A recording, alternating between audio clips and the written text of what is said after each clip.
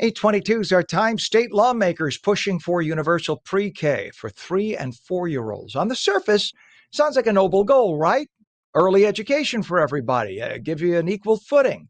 But critics, including Assemblywoman, I should say, Dawn Fantasia, are sounding the alarm, arguing this plan sidesteps existing resources and it ignores fiscal responsibility and could leave taxpayers footing an unchecked bill. How much is it going to cost? It's kind of important, don't you think? Joining me now by phone is Assemblywoman Dawn Fantasia. Dawn, good morning. Good to have you on today. Good morning, Ken.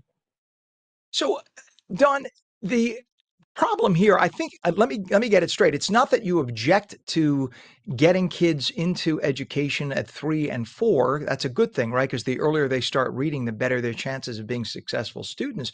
But it's how the hell do you pay for this when you already have a $60 billion state budget deficit? Do I have you right? You have it exactly right. So, like you said, the concept of universal pre-K for 3 and 4-year-olds sounds fantastic. The problem is you have to read the fine print, and the bigger problem is there is no fine print. So they came up with this grand idea, this noble concept, yet did not at all conceptualize what that costs the taxpayer. What they did do, though, however, is fairly nefarious in my opinion. First of all, the proposed very loose funding methodology, which, by the way, doesn't have a formal fiscal note, isn't bound by the 2% property tax cap.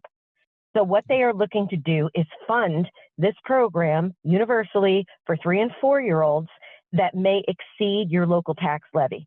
So therefore, 2% absolutely out the window.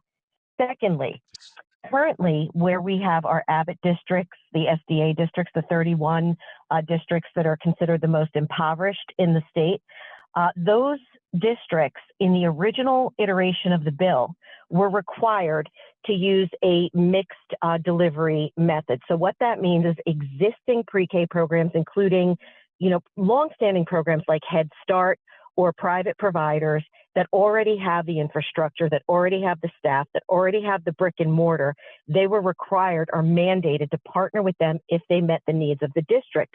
Well, that was removed. That provision was removed. And it's no secret why that provision was removed. And I voiced my displeasure in committee on Monday. Why it was removed, in many of our opinions, is that the NJEA looks at this and these SDA districts look at this like a cash cow.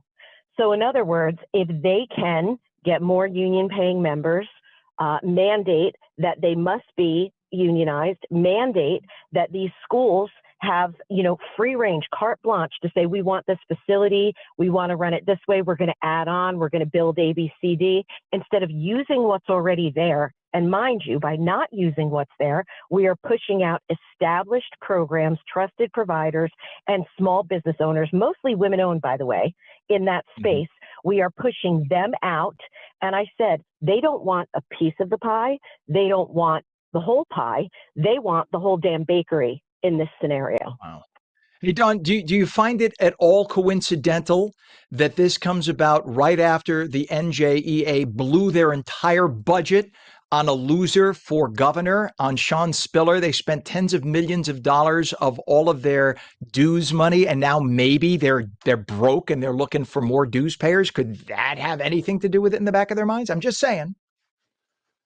I can't even pretend to know what the motivations are behind what they do. What I do know is the absurdity of throwing that kind of money behind a candidate who barely scored 11% of the vote using regular dues paying members' funds is beyond disgusting. It's not just absurd, it's disgusting, it's nauseating. And this is exactly what they did. It's unbelievably shameful. I mean, I could see if they wanted to make a donation. They literally they put the budget behind one guy. They literally let it all ride on 13 green, I'll just say, whatever, and hope that the roulette wheel would stop on Sean Spiller, because, of course, in the backs of their minds, we get a governor that's under our thumb, then we could have all the contracts we want and not worry about it. I mean, it's so blatantly obvious. You would think there'd be laws about that, but not when the teachers union backs certain candidates. I guess that that they get what they want in Trenton. That's the game the Democrats love to play. Now, you have said this And is about. Yeah, go ahead. I'm sorry. oh, I was going to say, just to your point, we had 11 candidates, let's say, for argument's sake, for governor, 6 on the Democrat side, 5 on the Republican side. 1/3 of the funds spent were spent by one candidate on behalf of one candidate using teachers' dues. Let that sink That's in. just obscene. And all we hear is the teachers don't get paid enough, which, my mom was in the education system and my mother-in-law was a teacher for decades. So I appreciate how hard they work and they probably don't get paid enough. But that's besides the point. You shouldn't be paying 3-4 grand a year in your dues, all going to back one candidate. That's not a good idea. Now, you've pointed out that this is distinguishing rather between what we need and what we want, right? It would be lovely if manna came from heaven today. It did maybe at 1.5 thousand years ago, but not so much today. How do you think we should prioritize early education while using the existing resources effectively? In other words, maybe some of the Democrat pet projects could be eliminated, and then we'd have all the money we want to spend for 3 and 4-year-old pre-K. Am I crazy?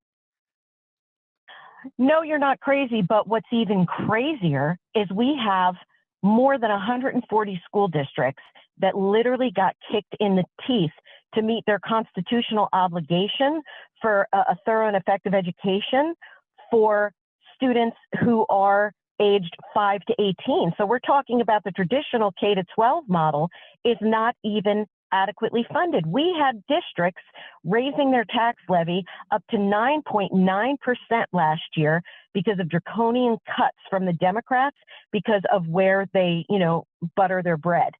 And we're in that situation where we cannot even meet our constitutional requirement without breaking the backs of taxpayers. And now we are talking about 3 and 4-year-olds. Like I said, our state has a huge problem, on the floor last year around the holidays before we left for our holidays. I said, I hope every Democrat legislator finds a pork finder in their stocking for Christmas or a priority meter because theirs is broken. They have none.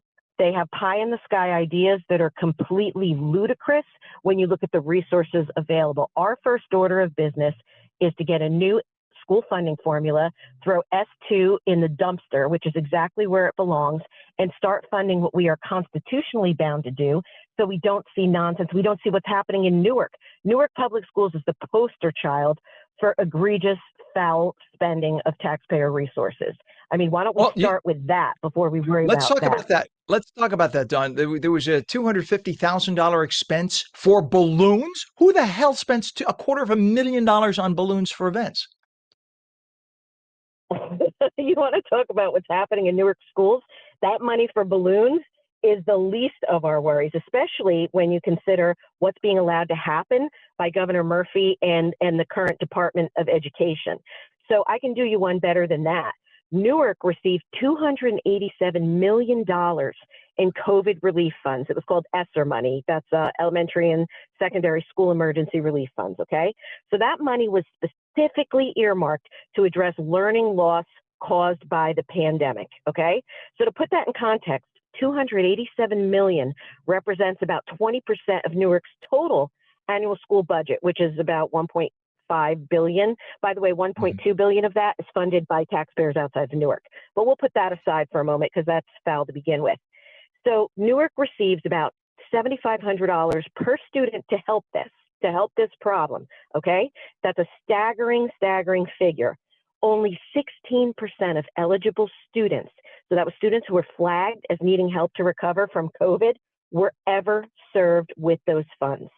So instead, Newark spent public funds on trips for staff to Honolulu, Palm Springs. The superintendent had a fun day with Wagyu beef and an open bar.